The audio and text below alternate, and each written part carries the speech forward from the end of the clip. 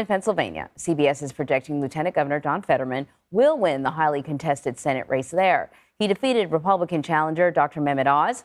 The projected win is seen as a key victory for Democrats who are fighting to keep control of the Senate. CBS News also projects Democrat Josh Shapiro will become Pennsylvania's next governor. He defeated Republican Doug Mastriano in a state where the future of abortion rights and the economy are on the line. So for more on all of this, let's bring in Jon Delano. He is the political director at CBS News Pittsburgh. Very good to see you, sir. I'm sure you had a late night, so I'm glad that you're here with us this morning. So let's talk about this. You know, Skylar Henry said we didn't so much see a red wave as much as we saw a red splash. How would you rate the performance of candidates, both for the Senate and governor's races, specifically Trump-backed candidates?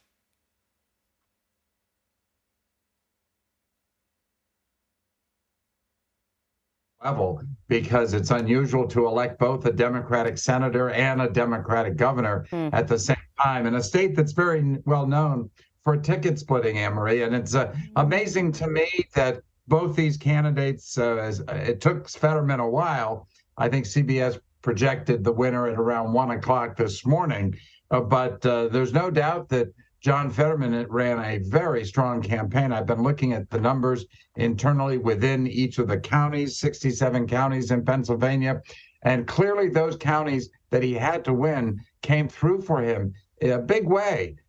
So we can dissect all that. But the bottom line is that John Fetterman wins Pennsylvania, takes a red Senate seat and turns it blue, which makes the Democrats nationally their job a little bit easier in trying to maintain control of the U.S. Senate. Not a done deal. Not a done deal yet. Not a done deal. But with respect to Pennsylvania, I don't see Fetterman. He's ahead by 137,000 votes.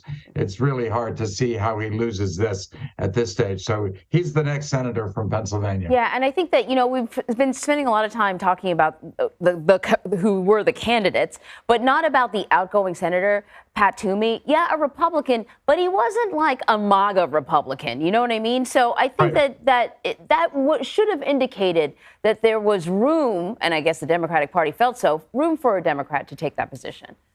You know, that's a very good point that you make, Anne-Marie. Pat Toomey, he's a very fiscally conservative Republican. You don't get any more conservative than Pat Toomey. But he voted to convict Donald Trump of crimes against this country. And he was censored by the Republican Party in Pennsylvania as a result of that.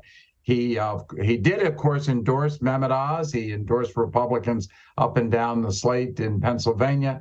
But somebody who clearly was not your traditional Trumpite Republican. And he'll be replaced, obviously, by a guy who can't stand Donald Trump, John Fetterman.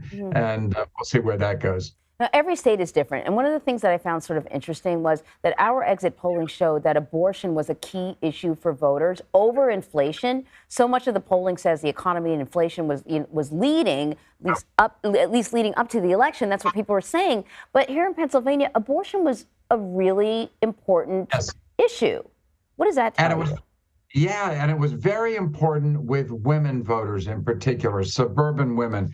And I had been saying for the last number of weeks that I think this race turned on suburban women in Pittsburgh and Philadelphia.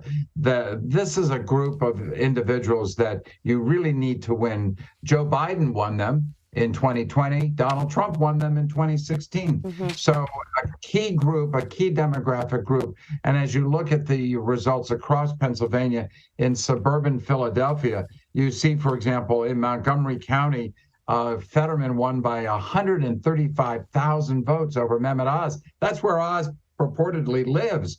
In Allegheny County, which is greater Pittsburgh, where I am right now, Fetterman won by 156,000 votes.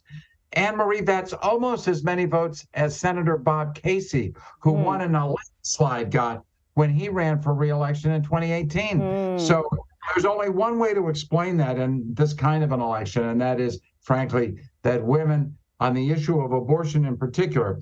And by the way, John Fetterman was clear from day one, his position on abortion. Mehmet Oz was originally pro-choice.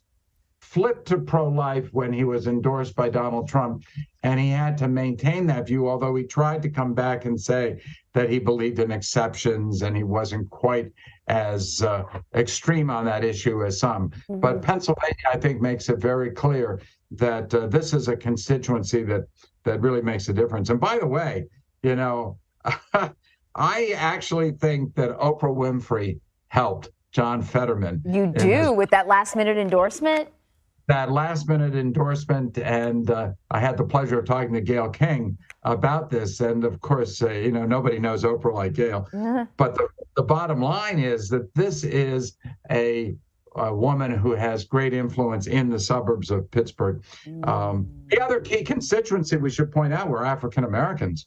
Now, they did not turn out in Philadelphia in quite the numbers that we've seen in years past, but they were overwhelmingly for Josh Shapiro and Jon Fetterman. And they came out of Philadelphia with roughly 300,000 vote margin.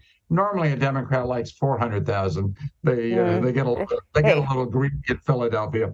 But in an off-year election, for the Democrats to win by that margin, and it really makes a huge difference when you're Jon, thank you so much. You've really sort of given us a really good picture of how things went down in Pennsylvania. Really appreciate it. Hey, always great to be with you, Anne Marie. See you some morning. All right. See you again.